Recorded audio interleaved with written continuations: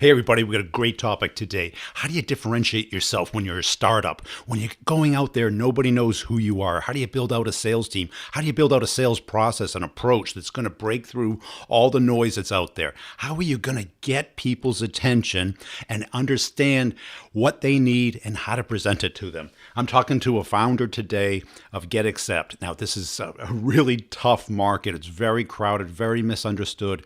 Either people, already have something or they don't even know this exists. And this is a market, in general, new selling, new products in a new market space has been what I've been doing my whole career. And it is insanely hard. So we're going to be talking about what works today in this market. But before we dive into it, I want to make sure that you're going to all my partners' websites and registering for their blogs. We're doing some great research together and work. Like with Gong, we're doing a differentiator between the B players and the A players. This is my bag. Through my whole career, I've been looking for the separation. Now, I did it in my book, The Maverick Selling Method, and I give it away for free for writing a review. You get the whole book. If you just want the Maverick Matrix, the differentiator between A, B, C, and Mavericks, it's free to you as well. All you have to do is go to LinkedIn, join the Maverick Sellers group, and it gets auto-responded to you by LinkedIn, and I'll go in and post it again myself just to make sure everybody sees it because everybody will be like, Brian, I didn't get it. Okay, I'll do that. Also, at Nudge, they're doing a series on why people buy and how they buy. This is the C-level people, the people you want to get to, those decision makers. They did a whole series on it. Steve Wood, who's been on the show several times, he talked about how he buys. Now, check out that episode. Also, Prezi does a series on using presentations to communicate value in business. Now, you got to read this stuff. I'm going to be doing it in an auditory discussion format on the podcast, and I know people love to consume that, but also a lot of people want evidence. They want, visual thing. They want to see something. They want something tangible. So check out those blog posts. You don't have to buy anything. Just check them out so you get them automatically. It's great sales content. They put a lot of time and effort into it. We're going to get into this interview. It's going to be really good. But before we do, I want to make sure you're looking at the calendar because you're thinking the quarter's half over. The quarter's two-thirds over. We got Thanksgiving in like a week and a half. It's like insane how fast things are going. And then, the holiday seasons are coming up, and all of a sudden we're going to run out of time. Make sure you're checking out my episode on Q4. I did it right at the end of August, early September. Also, last week I had Chris Voss on. It blew up. We were in the top 10 on iTunes. I mean, he was sharing it, I was sharing it. People were like flipping out on how good that episode was. It had the best breakup email I've ever heard. It has all these ways of using no to get to yes.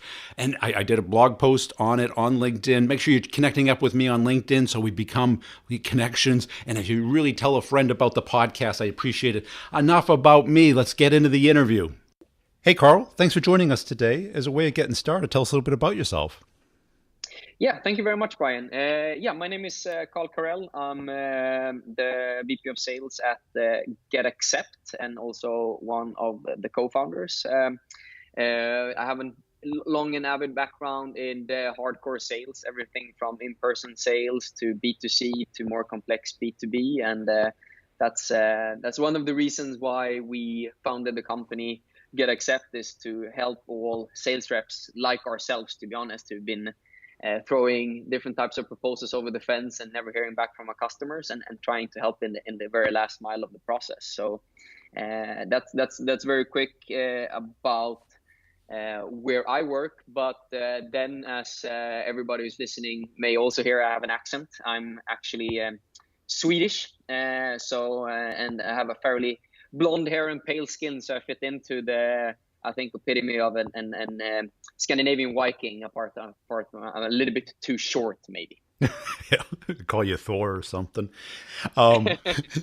Hey, so you're selling mostly to VPs of sales or to salespeople? Who's your ideal customer profile?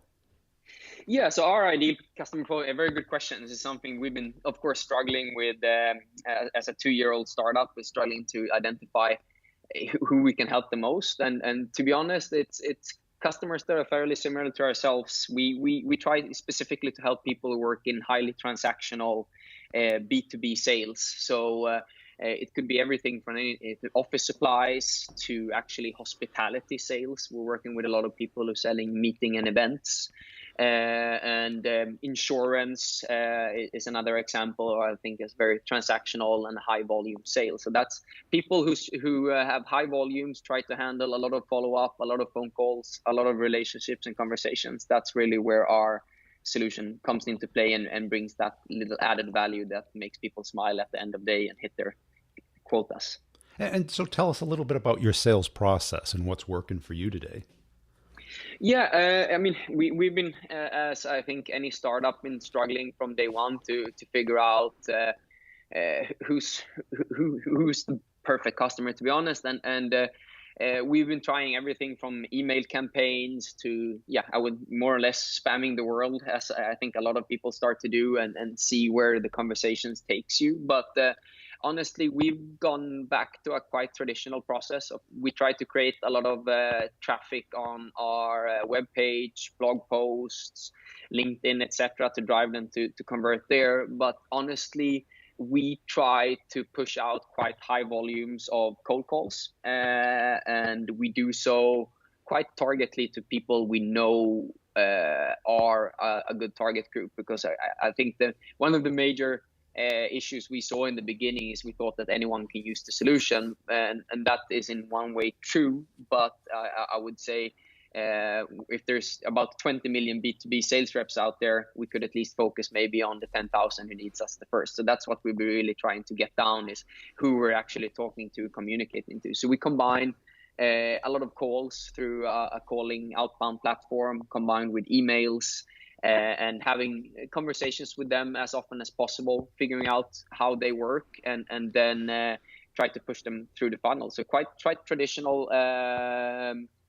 sales process. To be honest, we thought we could find some hacks and ways to go around it, but so far the smile and dial strategy has been the one that's been the most successful. And so what has worked there? Because a lot of people say cold calling is dead. I see some people have success with it. I have see other people have success with social. So you're saying cold calling is the thing that works for you? Yeah, I mean, in general, to actually get the conversation, I'm a big promoter, of course, of that you should contact them in different channels. But it's when you get a couple of minutes with a person on the phone who's open and willing to talk to you, and they're willing to share a little bit of their challenges.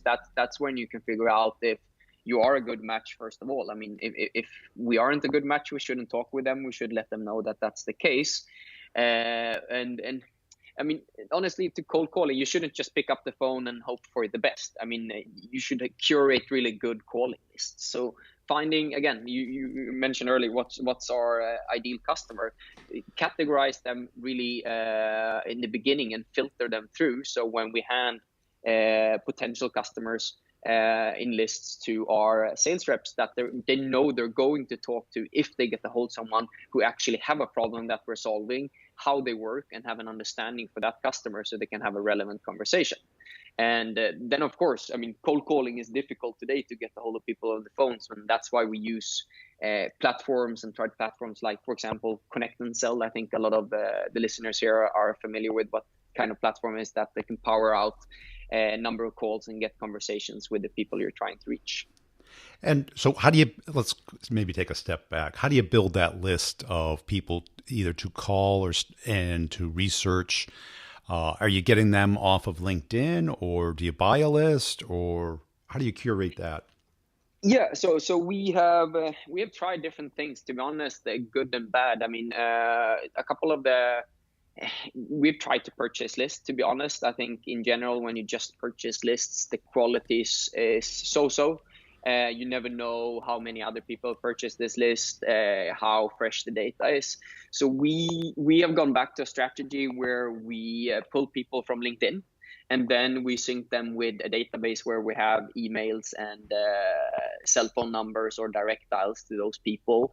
And we actually filter on those lists when we pull contacts from LinkedIn, which ones we have direct dials to. So we don't actually chase people who are hard to reach because there's no available numbers for them. Because honestly, I don't want to make the work for my sales organization harder. I just want them to get in conversation. So if we can take some shortcuts, that's of course what we always try to do. So if we can filter, for example, on has direct dial, we curate the list based on that. But as you mentioned, we use LinkedIn to make sure we talk to people who are fresh data, because people have a tendency, of course, to update their own individual status better than a lot of the data providers have themselves. And then we curate data from for direct dials and emails on those people who have verified actually work there and have the role that we want to talk to. And what service do you use to then take that and get the email address and direct phone line? Is it full contact? Is it some other service? Yeah, so we use a combination. We use a provider when it comes to emails called SendProspect, which is a combination of what I think people are used to about ZoomInfo or any type of contact service. It's actually a platform that has a combination of a outbound calling agent and the emailing cadence tool combined with the data. So we actually curate from that, pull people contacts from LinkedIn there, and then we enrich them with email and direct dials from their platform. Okay.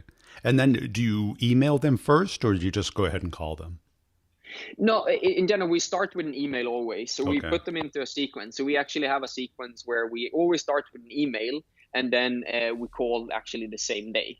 Because usually the case is it takes at least, even if you have a direct dial, it takes on average about 10 dials to reach a person, even with a direct dial.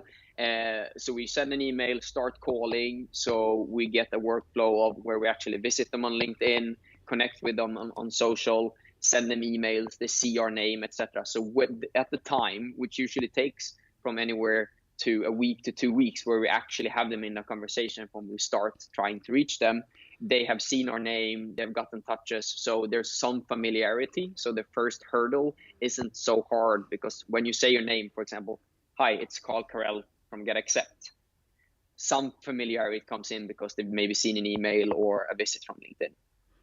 And give us a sense of what that first email looks like.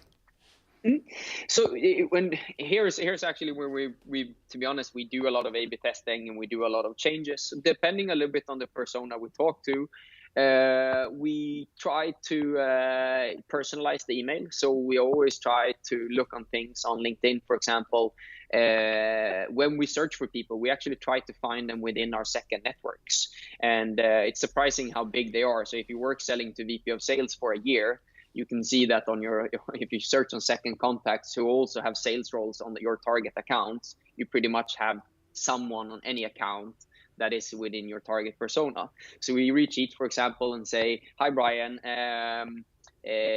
reaching out to you for this and this purpose. I also saw, by the way, that you know John here at McAfee. Hi, how do you know John? So we try to connect on a personal level, find some personalization through LinkedIn, and then we go on a very key bulleted point on why we're contacting him. So one sentence and 3 key bullet points on the value or the challenges we try to address, and ask usually on their input on how they work. So it's a very short email, and then we follow up, of course, because they usually don't interact with the first email. We provide some additional value in the second email, etc. through that point. So we have about 5 touch points of emails. We don't try to overdo it in the number of emails, because the goal is still that we get the conversation through a first initial phone call to do the qualification of the potential customer, if there are a good fit, timing, and pain wise. Okay. And what is the ask in that email? Is it just that how you two know each other, or how that you both know that person in common? No, in general, is the ask is to be honest, asking about the relationship with another person. We try to find people who actually have a good relationship. We're not trying to utilize contacts in a bad way. To be honest, is more to break the first ground and make sure, okay, there's something maybe in here. The ask comes later in the email. In the first email, sometimes it's a question on if they're struggling in the pain point that we're trying to address. So let's say, for example, when you target transactional B2B sales like we do, a big pain is usually to follow up on opportunities that, for example, a sales rep can handle up to 20 quotes a week, that means that it's merely impossible to do the follow-up calls, etc. So, okay, how are you addressing that issue? How do you get your reps to actually comply with following up with every single opportunity that you have?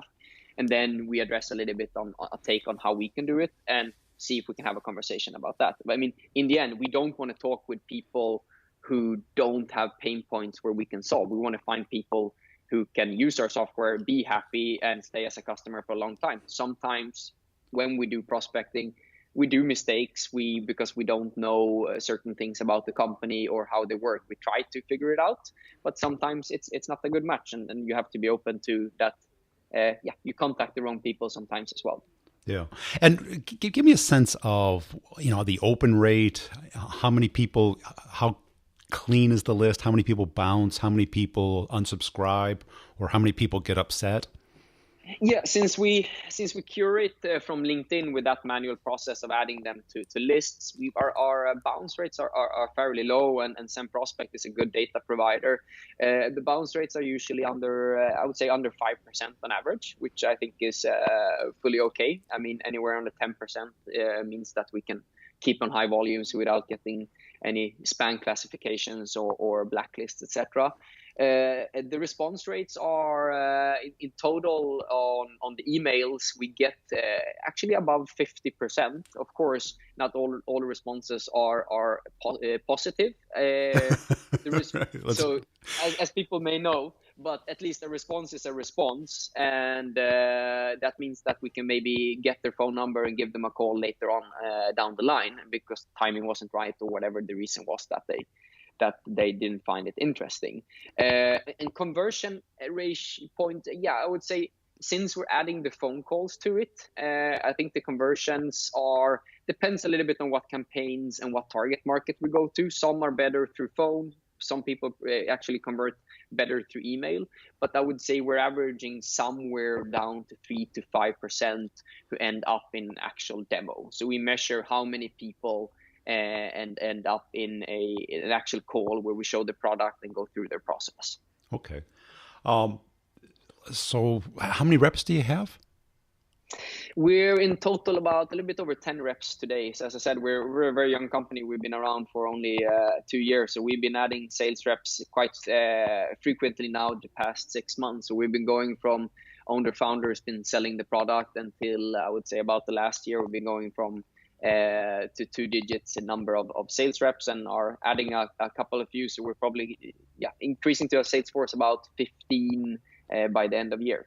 Okay. So I got a sense of that first email. So there's a first email, then there's the phone call. Is that the sequence? Yeah. Okay. And the phone call, give us a sense of what the script looks like there. Yeah, in general, since we're filtering, so we have a couple of openers that we can go on pretty immediately. But in general, when we talk about cold calling, it's about creating some immediate rapport. The script is quite focused down to a couple of key pointers. So of course, present yourself and make it feel like this is an actual call to you that is not made from a script. For example, starting like, "Hi, Brian," and letting you actually speak back before you rant into a pitch or just go straight at it. So we try to establish some type of level of conversation. Then we quite quickly address it's concerning. I mean, we have a fairly simple product. We have a sales platform for tracking and getting documents signed. So we try to establish very quickly. And then we usually use references, of course, it's something that's relevant for them. And the reason why we're calling them is obviously because we're interested to see if we were a good fit for their process, and asking them quite immediately, because we always have information what CRM system use, because our main partners are different CRM systems like HubSpot, Salesforce, Pipedrive, etc. So we asked them, "We're familiar that you guys use Pipedrive. Is that correct?" For example, I was curious more onto the process, how you guys working on pushing sales qualified opportunities to getting them signed. How are you sending documents? So it tries quite immediately go into that conversation. And then depending, of course, where that conversation goes, if they're open to it, try to schedule a demo. So it's a qualification call. We try to establish that we've done some research by mentioning we already know what software they use, how we communicate with that software, and why it's relevant to use us in that process. So we try to communicate that quite quickly. And what did you use to identify what CRM they use? So in this case, depending a little bit on, we've scraped lists ourselves, built small scrapers to find information on CRMs. We use SendProspect. SendProspect has some data on certain CRMs, but then we also combine that with that we've acquired lists actually on CRM users. And we've combined that through our partnerships with different software providers, they sometimes share customer lists with us. So that's why it becomes relevant. Then we can, for example, when we call HubSpot customers, we tell them that we are a HubSpot partner for e-signing and document tracking. And we start that way because it becomes more relevant. We're actually calling someone, we know that they use it, they feel that, okay, they're at least talking with someone who knows a little bit about us. So that's why I think it's important to start with that. Okay. And how long did it take you to get to this process, and how happy are you with it? To be honest, I mean, sales is ever evolving. It's like everybody knows. Some things work for a couple of months and then for some reason they stop working. Sometimes it's not always because you do it good or bad. It's sometimes because you were lucky or a certain type of messaging campaign became popular and you were first with it, and then everybody else started using it and people see through it. But I would say it's been taking about a year to get down and actually getting this process down on paper. But we're fairly happy with it. Of course, we're always looking to ways to scale it because it's always a challenge when you do outbound sales. Is of course the sheer volume. How can we increase the number of activities each rep can do? So we have some challenges in terms of how do you ramp this? As I said, we're about 10 reps now. How is this going to look when we're 30? Is this going to be scalable to take from 10 to 30? What happens after 30? Is this going to be scalable to forward? So I think we have a couple of things we need to do in terms of sales operations to be able to make it easier for reps to do less administration and more talking to the customers. But on average, I think we're pretty happy to be able, first of all, just figuring out what customers we need to sell to, because I think a lot of times the problem is that a lot of startups specifically try to sell to everyone, which is of course good if you're Salesforce or Microsoft and have thousands of people that can focus on different things. But I think the main key learning that we've had is that even if you have a software that everyone can use, really try to figure out who is the people who would be smiling the most from using your software and try to talk to them as quickly as possible. Because don't waste your time on a small sales force talking to people who are not relevant or who you can only help 50% of the way or 75% of the way, because that's a waste of time, both of your own time and as well as those customers' times, because there are other people who are a better fit. Try to spend all your time talking to the right people and getting a hold of them instead of sometimes running for every single opportunity that you can find there, because that will just bring you more problems later down the funnel with the product and how you develop the product. Sales reps will ask for things that maybe is not relevant for other customers because they see a potential revenue and a potential commission. But to be honest, maybe that customer isn't the customer you should choose to have in your book of business. And what differentiates on your team somebody who's really killing it versus somebody who's just struggling? What's the killer doing differently? Yeah, and I would say the killer in general, I think what I've seen from both my previous career and at our company, everybody can learn how to sell. I think it's a matter of mindset. So the really killer people who perform well are people who have a very positive and highly energetic attitude towards it. They want to do well. They have a competitiveness. They listen to their customers. But I also think the ones who really succeed in the long term and just not only hit the monster quota in one quarter, the one who actually hits it time after time are the people who are more analytical, also have the combination of being sociable and likable, listening to the customers, finding a little bit different ways to work. So I would say a combination of a person who has the right mindset in terms of wanting it enough, the competitiveness, but also combined with a good person who's listening and have the ability to actually be analytical and critically thinking, are we doing the right way? Is this the best way to do it? Instead of just trying to sign the customer and leave to the next, actually looking into why did we close these 7 customers and why didn't we close these 20 customers? So I think the ones who keep on performing, because I don't want a rep who kills it 6 months and then are off for another 6 months and then performs the 6 months after. I want people to be consistent. I rather have a very consistent workforce than having these bumps I would say hard times, because we want a team that performs together consistently and equal, because it is tough when you have tough periods and down periods, and that's why I think consistency is better. And where do your deals get stuck? Let's say you have that demo, it goes well. How many of those actually close? Is it more time based? Is it somebody who just relentlessly follows up, or is it somebody who really understands what the customer needs to do to take action and actually, issue a purchase order to you guys?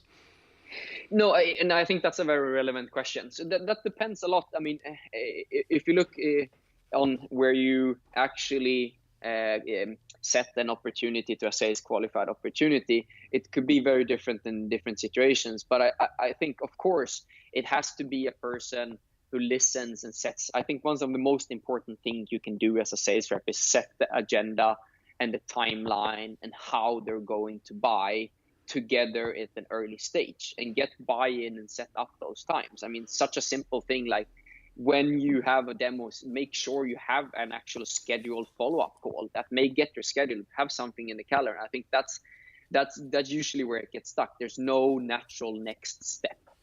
And that could be for several reasons. The sales rep hasn't taken charge of the meeting, haven't taken charge of the process. The other thing could be that the people that you talk to are in their buying journey, they're very early on. They may not see your product as something that is a need to have, it's a nice to have. So it's important to make sure that you talk with your customer where in the priorities are their decision on buying your software or not, and figuring out where to focus your time. Because I think this is the problem. Sometimes you focus too much time on dead leads or dead opportunities that more or less maybe shouldn't be qualified as an opportunity. So I think that's one of our major problems sometimes, is that you still chase these people who we call the people who end up in the valley of death. They're ghosts you never reach, you never hear back from them. So I think a lot of them may stay in that place for too long, and you spend too much time on the wrongs, instead of maybe talking to that 25% of your opportunities where you have a good opportunity. It's a 50-50 shot, and focus your really, really hard and valuable time on those people. I would say that's one of the biggest challenges, managing your own time based on actual what the priority is for the customer, and taking the decision on your product, on buying it, or even getting a no early on because maybe the timing wasn't right. They have other products or procurement issues that are more stressing than yours. Cool. Hey, Carl, I really appreciate your time today. If people want to learn more about you and what you're doing, where should they go? Yeah, so they should go to getaccept.com. We have a free trial for 14 days, so we want to try that one. So I mean, urge everyone who do highly transactional sales, send a lot of sales documents, quotes, and proposals to give us a run. It's risk-free, and I think a lot of people enjoy it. There's a lot of cool and interesting things I think we can challenge the people out there. So go and take a look at getaccept.com, and very happy to hear all the listeners' feedback if they give it a go. Hey, I hope you enjoyed that. Really great approaches that are working for them today. Phone. Some people say the phone's fantastic today. Not my bag, but that's okay. I'm cooking it on LinkedIn and Twitter and email. I'm crushing it in email, and that's basically I've come up with a whole new approach where I can basically get into and access almost any account today via email. Just it takes a lot of creativity, and when I build it into my course called "Start the Conversation," I don't know whether to call it "Start the Conversation" or get the meeting, because meeting has a different meaning today. What is a meeting today? Is it a phone call? Is it a conference? Is it a demo? Is it face to face? Face to face? People really meet each other anymore? I don't know. Is that so old hat? Hey, I really have a funny story about habit. I just got the iPhone 8 just the other night, iPhone 10, I mean, and I had the 7 Plus, and you talk about the power of habit. Literally, the new one is much easier to use, but it's different. The home button's gone. Now, I've been using an iPhone now for 8 years, 9 years, and always had a home button. And all of a sudden it's gone and you feel a little out of sorts, even though the new way is easier, cleaner, more elegant. Now that reminds me, it's like good habits are fantastic. You got to build them up. Bad habits are hard to change. We really got to work on our habits to become successful in sales. And once you have them and once they work, they're very hard to get rid of. So work on those good habits, break the bad habits.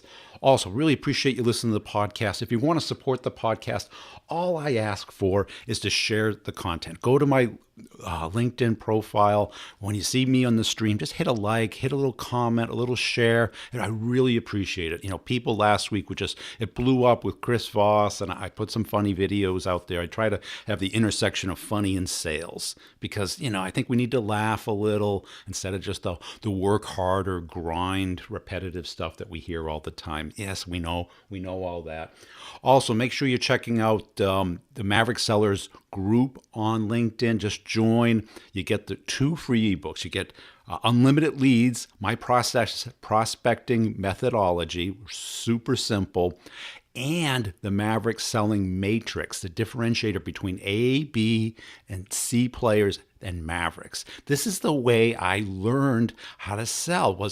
I look at somebody and I go, how are they better than me? Why are they selling more? And in some cases, yeah, it's luck, it's territory, it's timing, all that. And I used to have this guy on my team who used to say, it's territory, timing, and talent. And he always put talent at the end. Well, territory, you have some influence. Timing, you have almost no influence on. You can kind of, skirt it a little ahead and make up for it if you're behind. But talent is all yours. And sales, yeah, some people are naturals, but 98% of it can be learned and integrated into your personality, into your style, into your strategy.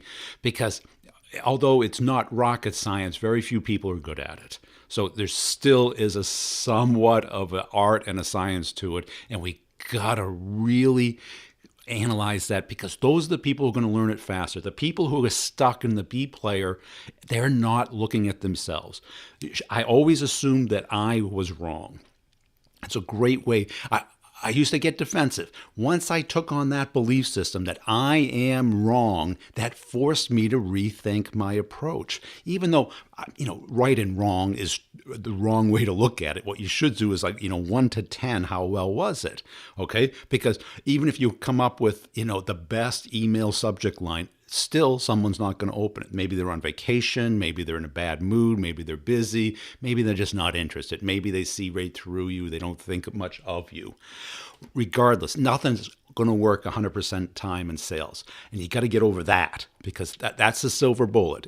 Anyone who believes that something's going to work 100% of the time is going to fail a lot. Great. Now make sure you're checking out that matrix. I'm going to have Chris Orlob from Gong back on the show. We've got some great content. This is what I'm doing with my partners. I go, let's together generate some great content that people want to hear about that are going to help you make more money. Okay, I'll be back up this week with Jason Price from CoVideo. You want to talk about a guy crushing it with email? Jason is crushing it. You know why? Because he's using video. Video is the new way to break through. And a little hint about how to get the meeting. Use a little video. And it's not expensive. It's not hard. There's a little bit of an art, a little bit of a science to it, but watch for it Tuesday evening. I'm going to drop it like Tuesday at noon. We'll see you then.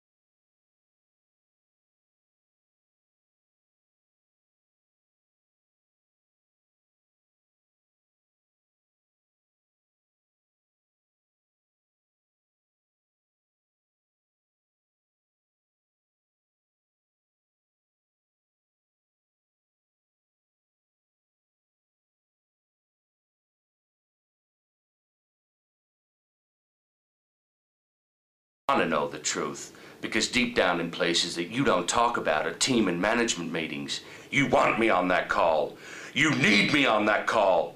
We use words like fleet view, volume control, total cost of ownership. We use these words as a backbone of a life spent negotiating something. You use them as a punchline. I have neither the time nor inclination to explain myself to people who rise and sleep under the very blanket of revenue that I provide and then question the manner in which I provide it. I would rather you just said thank you and went on your way. Otherwise, may I suggest you pick up a phone and make some sales calls. Either way, I don't give a damn what you think you're entitled to. Did you expense the lap dances? I did the job I was hired. Did you expense the lap dances? You're goddamn right I did!